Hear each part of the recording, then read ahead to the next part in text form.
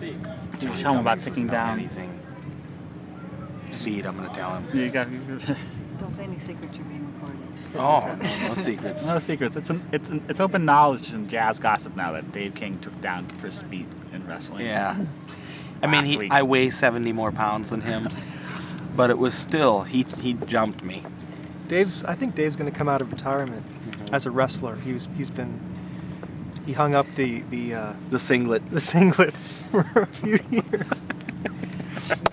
Retire from music and go back into wrestling. He's been talking about wrestling a lot and threatening people a lot. It's not about retiring from music. See, it's about defending our honor as a band. It's about defending our honor as a band. We don't want to hear any of this, is it jazz, is it not jazz? Because you're going to get, the fireman's carry is going to... exactly. You're going to get a double leg takedown with the old Robbinsdale crunch finish if I hear that ever again. Exactly, yep.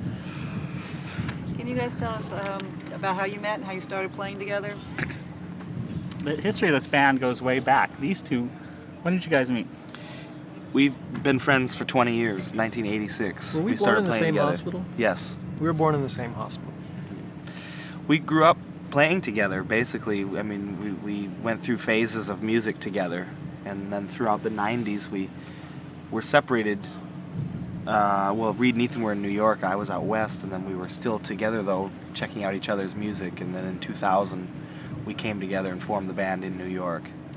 And from then it's been working steadily since. It is, I think, there is some sort of tribal language we speak, apart from having known each other for so long, but the fact that we drank more or less from the same well as youths. Of course, the well was... Mountain Dew. Super America, whatever, country music on the radio, whatever it was. Yeah. But nonetheless, it's our heritage, and we just have to work with what we got.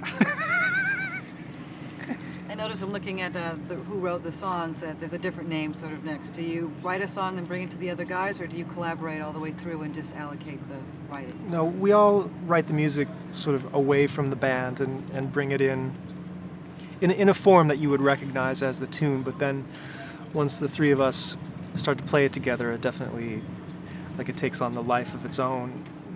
That's the sound of the band. Right. The compositions are pretty much intact before they're given to the other people. Do you argue much when you get together about the integrity of a song? I think that the cover songs are harder to arrange than the original music. The original music is pretty much like, it seems clear. Not that it's arguing, but when we're putting together one of the rock tunes, it's sort of like we don't always know what to do with every section. Yeah. I'd say it's pretty high functioning as far as not arguing about it. It's sort of like the composer seems to have the right of way at the end of the day, even though it is a full, equal thing. You honor the composer's wishes for the most part. And then you honor Reed's wishes the rest of the time. If I were a better wrestler, I would just take him down right now. Oh, good job. But the thing is, when we do music that's not ours, we do sometimes cover tunes and stuff like that, and that we do more collectively. We sort of get together, garage band style, and work it out. Everybody's got their strong opinions about stuff. I think one of the things about the band is that people, whether it's originals or whatever the music is, everybody's sort of allowed to play it the way they want to play it. And that's really important. There's no leader in this band. Everybody gets to express their point of view on everything. So, okay. All the music becomes bad plus music. That we play. Yeah, that's true. There's no composer ownership thing at the end of the day.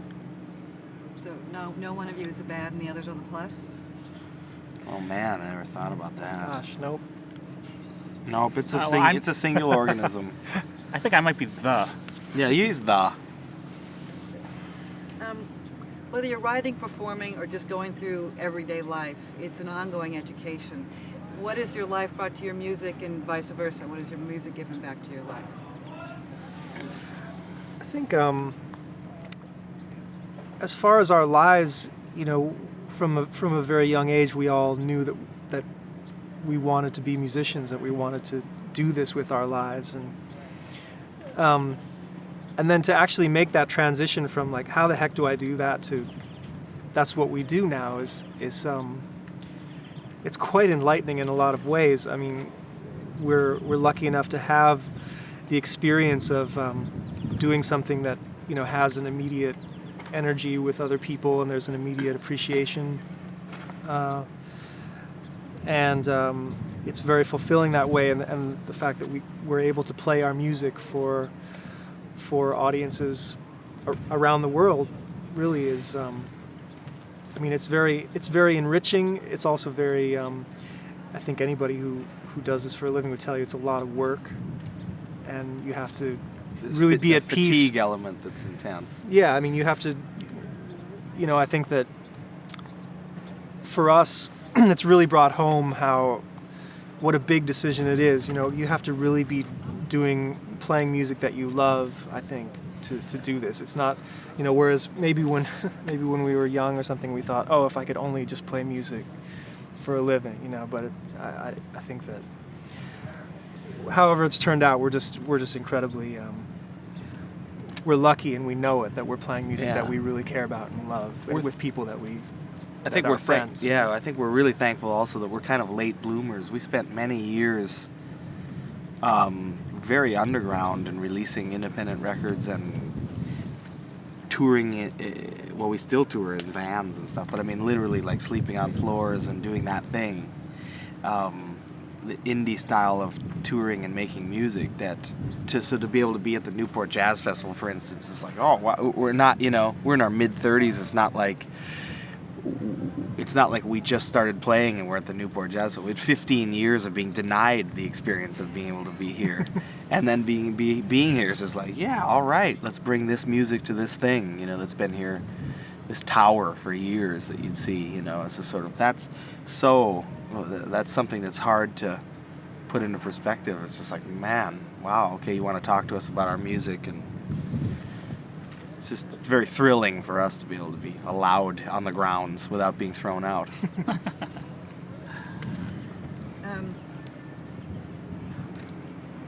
Leading off that question, and I'm sorry, I have my little cheat sheet here because I'm almost 50, so I'm beginning to lose my brain cells.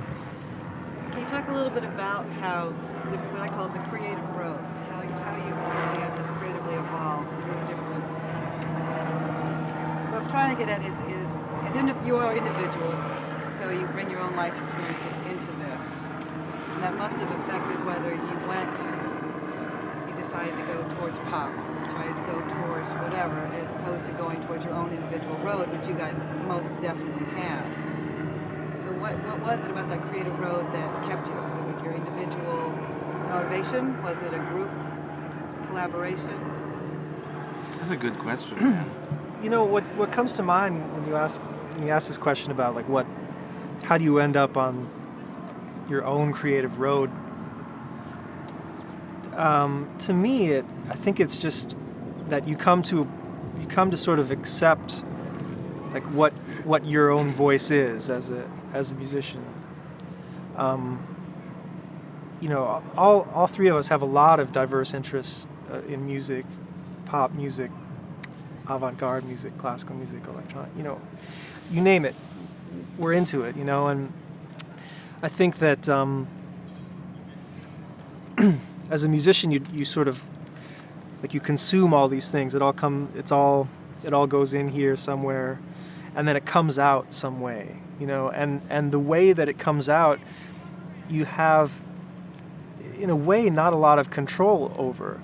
I mean, you can sort of practice and try to hone things, but I think eventually you're going to realize, if you have any level of self-awareness, that okay, this is the way I express myself, and to try to the best thing you can do is to try to be as honest about that as you can to yourself, and I think that's how you end up on your path. Having eclectic taste really is one of the great tools to I can't imagine being someone that really just focuses on one kind of music and that's what you're into. I'm into, the mod 60s rock, that's my stuff. And I'm just like, that's my record collection. I mean, that's, I know a lot of people that there's a period of music or a style of music and that's what they listen to for the most part. Whereas, in this band, it's just everything and it's all equal.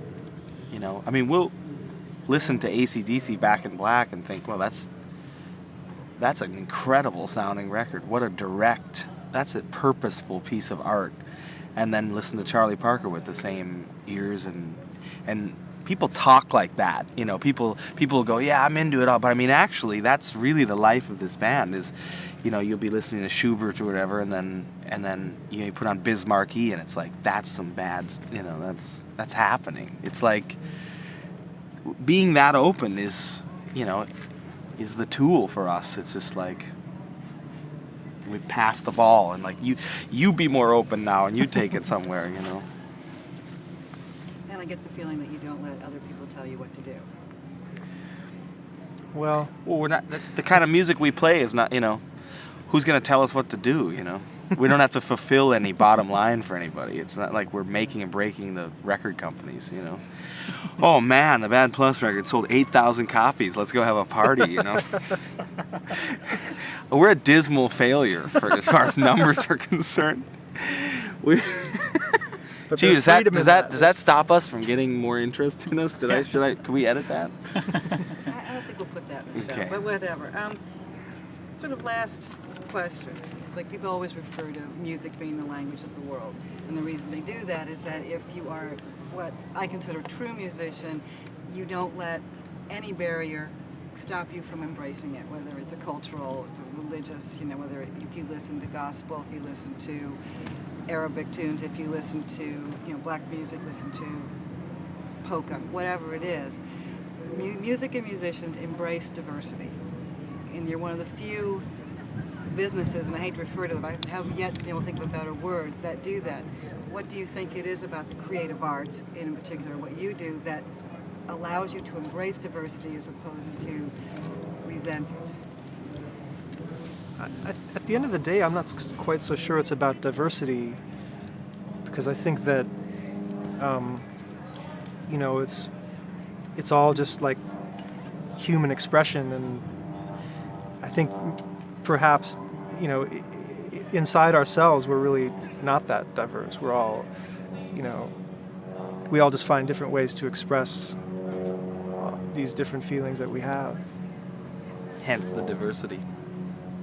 Hence the diversity, but you know what I mean. It's like, I think that, you know, it doesn't become an issue of like, oh well, you know, I've got to embrace these different things. It's all embracing the same thing. You know? But that being said, I think that the music world has a long way to go still, and the idea that music is a language, and it's, no matter what school it's from or what culture it's from, it's shared. It's a human language, and its soul doesn't know country and nationalist crap and all this stuff. It really doesn't. And I know it sounds foo-foo or whatever, but I mean, music should be the forefront of letting that stuff go. And there are definite when you walk into a record store, you have sections of music, and you have international sections and all these other things, and it's like, you know, hopefully music will be the first thing to just start going like by the artist instead of by the genre. Nice. Okay, and last question. What is coming up next for you guys?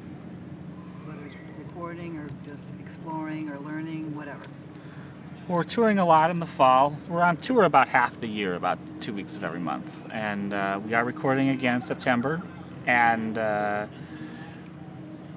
think we just want to keep on doing what we're doing, writing and playing and having a ball. Get more sleep, hopefully. Yeah. Is John still here? Or did he walk away? Oh, he's heard all this stuff before. I wonder if he had anything particular he wanted to ask you. All right, then. That's it. Okay. Thank you. very much. Thank you. Appreciate it. Sure. Really enjoyed Thanks a you lot. guys. Thank Enjoyed you. meeting you, and Thank I'm you. glad I didn't do anything to make you wrestle me to the ground. No.